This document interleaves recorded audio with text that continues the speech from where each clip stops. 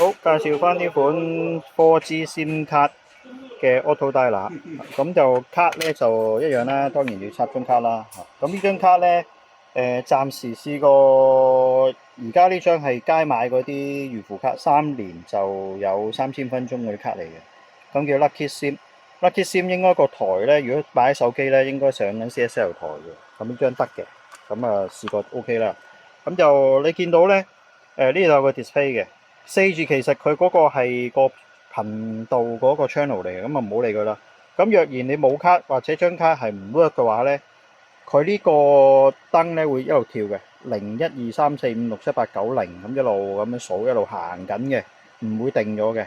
呢眼燈嗰個信號燈咧就閃緊，正常嘅，就算有卡冇卡都會閃。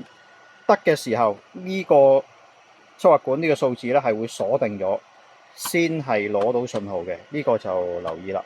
咁佢呢個4啊，應該係嗰個信號嘅強弱嚟嘅，而家係鎖定咗嘅，要注意。如果呢個燈喺度跳動緊，數字跳動緊，就唔好繼續試，因為根本張卡係唔 work，上唔到台，係所有功能你都做唔到嘅。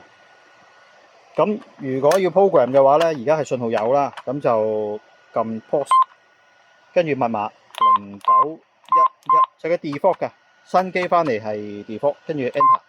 咁佢咧入咗 program mode 咧，佢顯示個 S 字，顯示啲 S 字。而家呢個狀態喺個 program mode 入邊係運作唔到嘅，即係你 short 佢嘅支持佢做嘢咧係唔會有反應嘅，因為佢入咗 program mode，即係等於你防盜咁，入咗 program mode 做唔到嘢，出翻去咧就咁 enter。咁啊又去翻呢個 standby 畫面。咁而家我鋪好咗嗰個電話啊嗰啲嘢㗎啦已經。咁呢條線咧就係出格線嚟嘅，黃色，因為佢3條線嘅啫，紅黑就俾電壓硬㗎啦。咁呢條黃色再駁落個底度，呢條係個底嚟嘅。咁啊紅即係黃色對個底咧，跟住佢觸發就會顯示呢個正方形。跟住你聽到電話響啦。咁我呢張卡係電話 number 啦，打過嚟嘅。咁我而家聽啊。